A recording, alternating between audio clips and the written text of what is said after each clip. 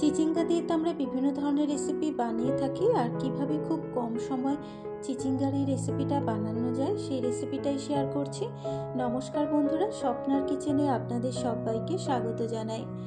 আশা করি রেসিপিটা আপনাদের ভালো লাগবে, আর গরম ভাতের সাথে চিচিঙ্গার এই রেসিপিটা খেতে কিন্তু দারুণ লাগে।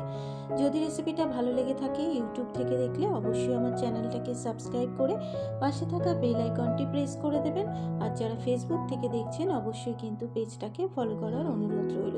তাহলে চলুন রেসিপিটা শুরু করি।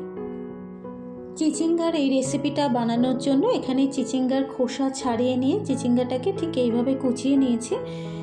চিচিঙ্গাটা কুচিয়ে নেবার পর এবার আমি চিচিঙ্গাটাকে খুব ভালো করে একটু জল দিয়ে ধুয়েও নিয়েছি। এবারে প্রথমে চিচিঙ্গাটাকে একটু সেদ্ধ করে নেব। কড়াইয়ের মধ্যে আমি চিচিঙ্গাটাকে ঢেলে দিলাম। এবার চিচিঙ্গাটা সেদ্ধ হওয়ার জন্য দিয়ে দেবো স্বাদ মতো নুন। নুন দেবার পর এবার চিচিঙ্গার সাথে নুনটাকে খুব ভালো করে একটু মিশিয়ে নেব। নুনটা মেশানো হয়ে যাবার পর দেখুন চিচিঙ্গা থেকে কিন্তু বেশ কিছুটা পরিমাণে জল বেরিয়েছে, তাই আলাদা করে চিচিঙ্গা সেদ্ধ করার জন্য কিন্তু জল দেওয়ার দরকার নেই। এবারে মিনিট 5 ঢেকে রেখে চিচিঙ্গাটাকে একটু সেদ্ধ হতে দেব।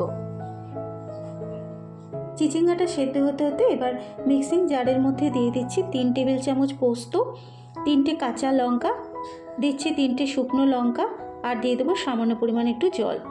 এবারে ঢাকনাটাকে বন্ধ করে পোস্ত, কাঁচা লঙ্কা আর শুকনো লঙ্কার একটা মিহি পেস্ট তৈরি করে নিয়েছি। ঠিক এরকম একটা মশলা তৈরি করে নিতে হবে। এবারে কড়াইয়ের ঢাকনাটাকে আমি খুলে দেখে নিচ্ছি চিচিঙ্গাটা সেদ্ধ হয়েছে কিনা। চিচিঙ্গাটা কিন্তু সেদ্ধ হয়ে গেছে।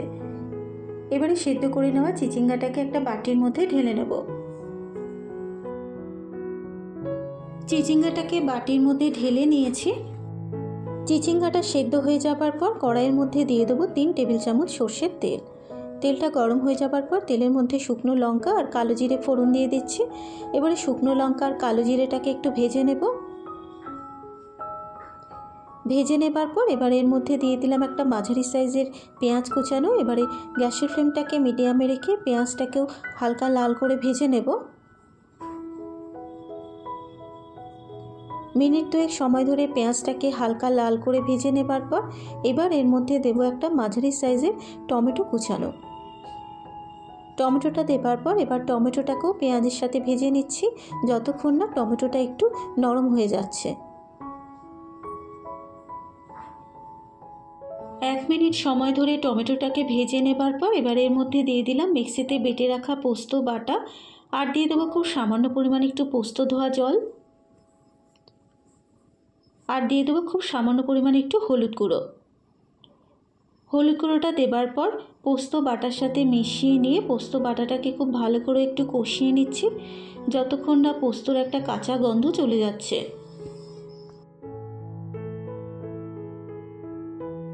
পোস্ত থেকে যখন কাঁচা গন্ধটা চলে যাবে এবার এর মধ্যে দিয়ে দিলাম স্বাদ মতো নুন, আর নুনটাকে কিন্তু একটু বুঝিয়ে দিতে হবে কারণ চিচিঙ্গা সেদ্ধ করার সময় আমি সামান্য পরিমাণে নুন দিয়েছিলাম। নুন দেবার পর এবার খুব ভালো করে মিশিয়ে নিলাম। মিশিয়ে নিয়ে পোস্ত বাটাটাকে কষিয়ে নিয়েছি, আর পোস্ত বাটা থেকে যখন ঠিক এরকম তেল ছেড়ে আসবে এবার এর মধ্যে এখন দিয়ে দেবো সেদ্ধ করে রাখা চিচিঙ্গা। সেদ্ধ করে রাখা চিচিঙ্গাটা দেবার পর এবার পোস্ত বাটার সাথে খুব ভালো করে মিশিয়ে নিয়ে খুব ভালো করে চিচিঙ্গাটাকে পোস্ত বাটার সাথে কষিয়ে নেব। চিচিঙ্গাটাকে পোস্ত বাটার সাথে খুব ভালো করে একটু কষিয়ে নিয়েছি। এবার মিনিট 3 ঢাকা দিয়ে চিচিঙ্গাটাকে একটু রান্না হতে দেব।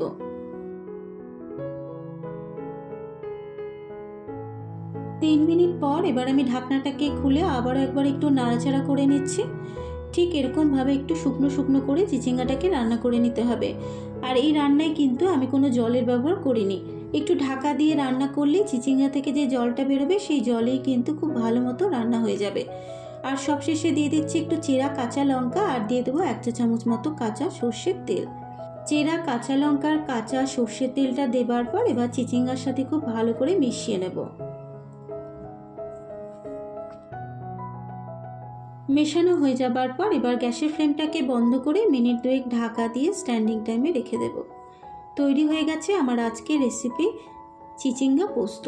আর গরম ভাতের সাথে এই চিচিঙ্গা পোস্ত থাকলে আর অন্য কিছুর কিন্তু দরকার পড়বে না। আশা করি রেসিপিটা আপনাদের ভালো লাগবে।